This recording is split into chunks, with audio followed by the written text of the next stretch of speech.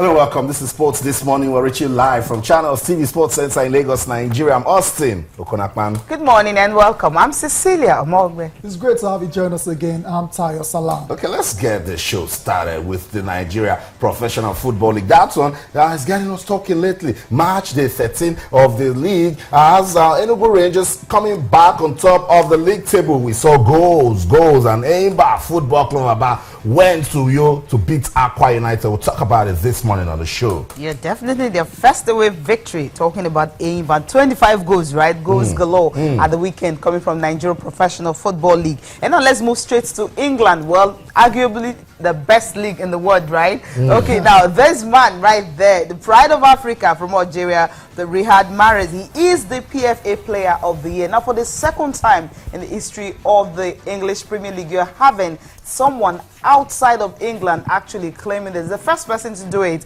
was Luis Suarez, and now he is from Africa. So he's the first African to get this award. Wow.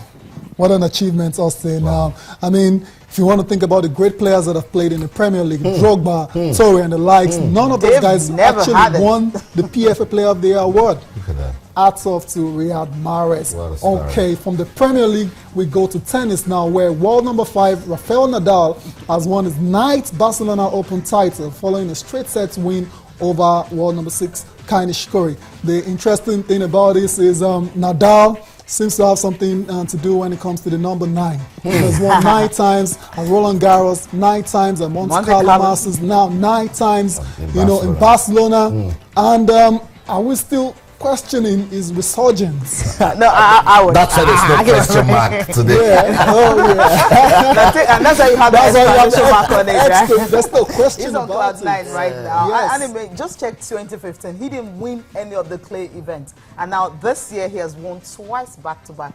There is another one, the Madrid Masters is also there. Yes. And of course, he will be favorite for that award. For me, he did not just win it, he was able to equal a record. 49 he has won on clay. Yes. And you have a Guillermo, right? Guillermo Vias, of course, also from Spain. He is the one who has won 49. So Rafael Nadal equaled that record after beating Nishkori 6-4, 7-5. Now the final set was a bit tight. That's right. It was. And that's the story for me, guys. And I must say well done to Cecilia and Tayo Salam. You guys saw this coming. I didn't, because I thought Nishkori could actually push, Nadal. That's the sort of challenge Nadal needs before going on to the Madrid Open and then the big one, which is Roland Garros. Yes. It's good to see Nadal winning again. Yes. It's good to see that Djokovic, Murray, Federer, they will be looking back and say, "Oh my God, he's back!"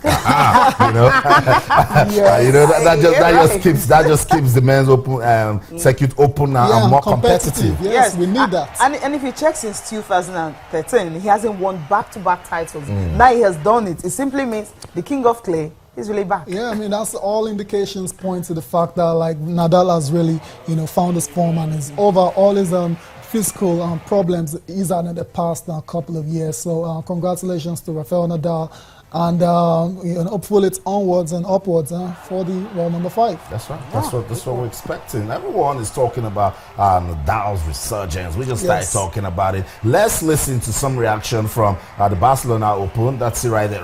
Nadal with his arms in the air. Yes. Is it back? We'll talk about it when we come back.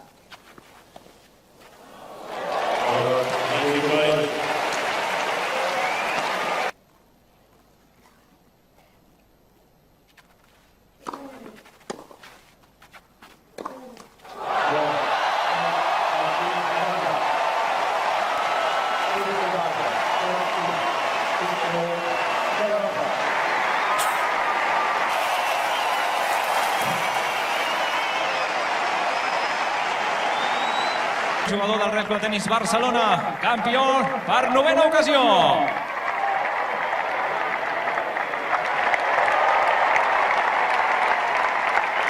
Well, it was a very close match. No, a lot of games, very fighted.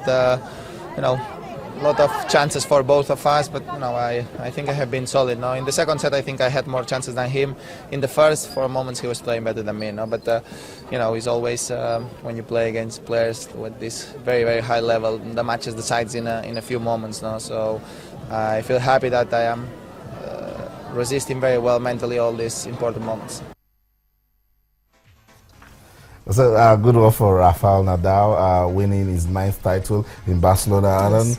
And from this now, we can just likely say that Nadal can go on to win at Roland Garros. The French Open, 10th time. You know, I told you about the fact that he hasn't won back-to-back titles since 2013. So it simply means winning this on Monte Carlo and, of course, coming to Barcelona. And there's the Madrid Masters coming. So it's more like, how do I put it now, like a warm-up games for him. So for all this one he has done so far, well, you just wouldn't write him off. That's no, right. you can't. I mean, surely he will be going into the French Open, you know, trying to win a 10th title. There's no doubt about it. He's got the winning momentum on his side already. I said it the last time when he won at the Monte Carlo Masters that, you know, now winning that particular one will give him a shot of confidence. That's and right. if he is able to actually build on it and, build that winning momentum, then you can't rule him out of winning, you know, at Roland Garros. So I won't be surprised if Nadal ends up again with another Grand Slam in France. Okay. He has to We beat can wait Novak for that. Djokovic. Yes. No, it doesn't have to be Novak. The thing is, Novak could get knocked out, before they meet. The same draw. Exactly. So, the same, different side of the draw. And so with it his simply means they end up meeting in the final. And from what happened in what happened in Monte Carlo, we understand. Right? He was out in the first round and he said, okay, it's time for me to actually relax, you know, train harder and prepare for more tournament because he hasn't rested since the year started.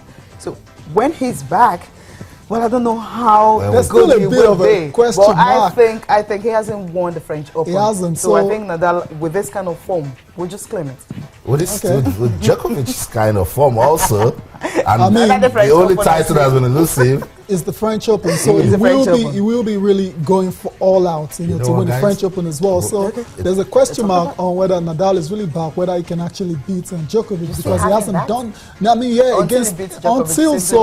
On clay, right? On clay. Okay. Anyway, the good thing is we're going to have a very tough French Open, and we'll come here to talk about it. Definitely. It's not just the guys; the ladies also got busy over the weekend. And in Stuttgart, Celia, Angelique Kerber was able to beat qualifier Laura Sigemund 6-4, 6-love. Wow. Now that 6-love actually resulted to the fact that both of them are Germans. For the first time, we're having two Germans actually playing at the Stuttgart Open in Germany in the Stuttgart Grand Prix. Now the question is now, Laura, she is 28, and the thing is, she actually defeated top seeds.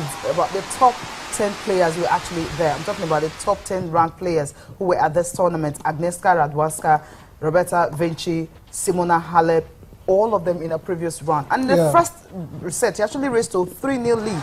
But the second set, where she had to be treated for back injury and all that early in the second set. And well, before you know it, well, Angelique Kerber, experience, she is the defending champion. Because of her experience, she was able to beat her. Well, 6-love in the final set. More like, hey, she's telling her, you're just here. She is ranked 71 in WTA, and so at the end of the day, well, Kerber just had to defend her title, and she was able to win it.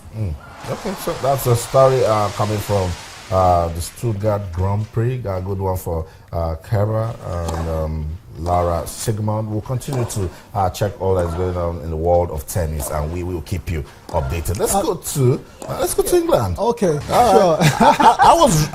I don't know why, but I was rooting for Watford. I know why. You obviously, it's come on, obvious, stop. right? No, tell me. Come on, I was rooting for Watford, and I thought they had everything in them to go all the way to the FA Cup final. But we know Crystal Palace and their resilience, and then they had to get a ticket to the final.